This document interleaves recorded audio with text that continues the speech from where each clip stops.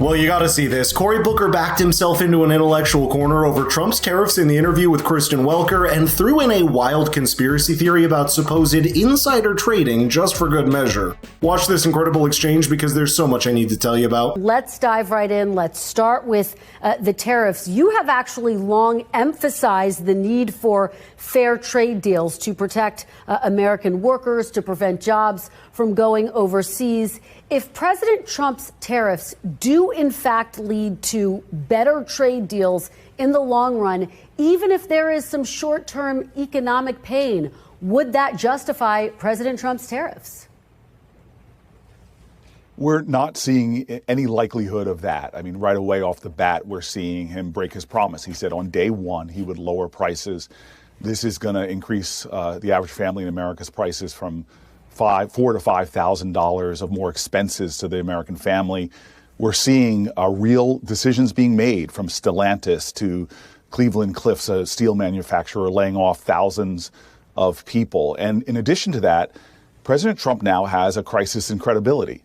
We're hearing from around the world, people just don't know if they can trust him. His sense of honor and decency actually has real consequences globally, and is forcing countries who've made deals with him in the past, like Canada and Mexico, which then he upends, really forcing countries to think about other options. And it is a real national security issue when you see Japan and South Korea, two key allies, meeting with China to talk to them about how to deal with what they perceive as a threat of a chaotic and unpredictable president to the world and global economy. Please excuse the possible noise from construction outside, but did you catch that faulty framing of the conversation? As if literally the Chinese Communist Party is so willing to strike down trade barriers and embrace the global free market. Is Cory even listening to himself? By the way, we break down these lies like no one else, so please be sure to subscribe to Millionaire Mentor and hit the notification bell to never miss out. Now, the last 4 decades of China rapidly industrializing has precisely been on the backs of America offshoring its manufacturing, and China for too long has flown under the radar of these tariffs because they hardly even use those tariffs to begin with. Anyone that does business in China or tries to sell to the Chinese market will tell you that the CCP uses a lot more than explicit tariffs on foreign products to protect its domestic industry. It gets you caught up in red tape, delayed licensing, subsidies to your local competitors, and even requiring transfer of technology in order to be allowed. I can't believe the simplistic view on trade that informs the modern Democratic Party if this is the response that we see from a prominent senator and Democrat voice. Well, let me talk about how some of your Democratic colleagues are responding to this moment. A few have actually stopped short of condemning President Trump's tariffs outright, really trying to walk a fine line. Take a look. Tariffs are a powerful tool. They can be used strategically or they can be misused. Tariffs are a very important part, a tool in our economic toolbox, but they have to be used in a way that is targeted. I understand the motivation behind the tariffs. And I can tell you, here's where President Trump and I do agree. We do need to make more stuff in America. Now, as you know, even former President Biden kept some of President Trump's tariffs in place from the first term. Are those Democrats taking the right approach, Senator? Listen, I just want to, for myself, tell you a full-throated, unequivocal condemnation of the Trump tariffs. There's no wisdom in this, the chaotic way he's doing it, the challenges he's putting on American families in terms of costs, rising costs and jobs. This has no strategy. It has no sense. He's being attacked by people on the left and the right, and from the markets, devastating people's retirement security, to the global chaos right now and unpredictability. There's no equivocation here. His tariff strategy is wrong. The way he's putting it out there, no thoughtfulness, no slow increase of tariffs, it is all just wrong. It should be condemned. And it should be stopped the way it's happening right now because it's hurting American people. Well, remember, Donald Trump knows it's possible he doesn't have much time to implement a tariff agenda because the midterms already look pretty close late next year. Besides, let's learn to peel away China from the rest of the world. Europe, Australia, and South Asia aren't the same animal as the manufacturing behemoth that China is, and they've got no ultimate choice to open up their markets to the US more if they want better access to the US market in return. And besides, tariffs are one side of the coin to tax cuts, which even Commerce Secretary Howard Lutnick spoke about how the administration is seriously pursuing zero income taxes on anyone earning less than $150,000 a year, which is at least half the country. It's a disturbance in the status quo of letting foreign nations take advantage of the US market while transferring that burden onto the American worker and taxpaying citizen. Now watch this absurd claim from Cory Booker that somehow all of this abrupt raising and pausing of the tariffs could be to facilitate insider trading. Here's the problem with Donald Trump and congressional Republicans,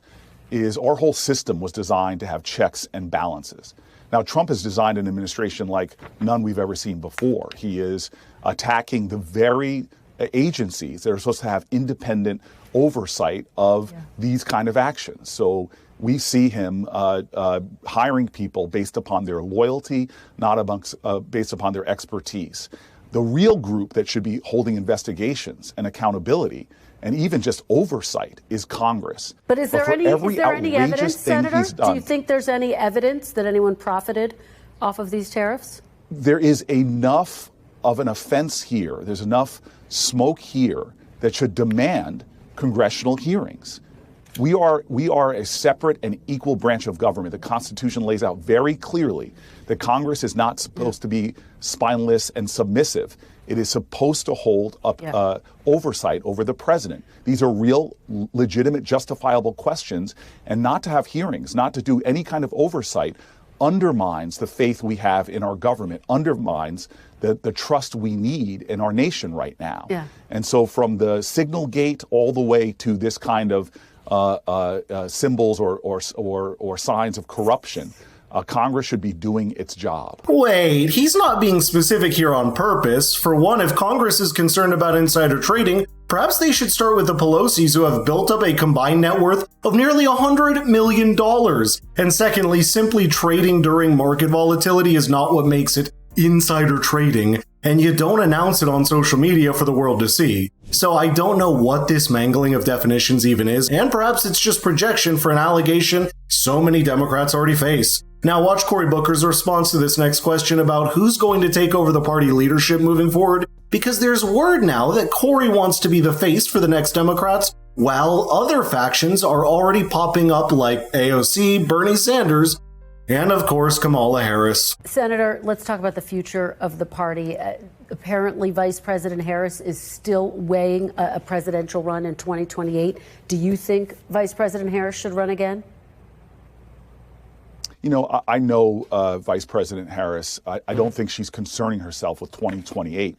I think she's concerning herself, like most Americans right now, is why do I have a president that's attacking due process? But do you think she should run again? Do you want to see her run again, Senator? You supported her. Do you want to see her run again?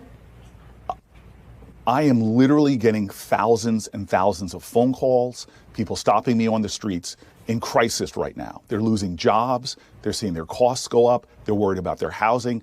Honestly, I don't care about 2028. I care about stopping the hurting of American people right now. And if Democrats in general, we should not be concerned about the party's future. We should be concerned about people's present, and that's where I'm focused. Frankly, most of the Democrat leadership propping up right now is way too far left on most issues for even the center-left progressive wing of the party. And that means they're headed for more of the same. People that rejected Kamala Harris are not going to see some savior in AOC, because what they truly need is a grassroots populist movement that aligns itself more to the center left. That way it is closer to the political pulse of the country at large. But tell me in the comments how you see it panning out in the future, because we haven't seen much progress on that front by the Democratic Party, at least since the last election.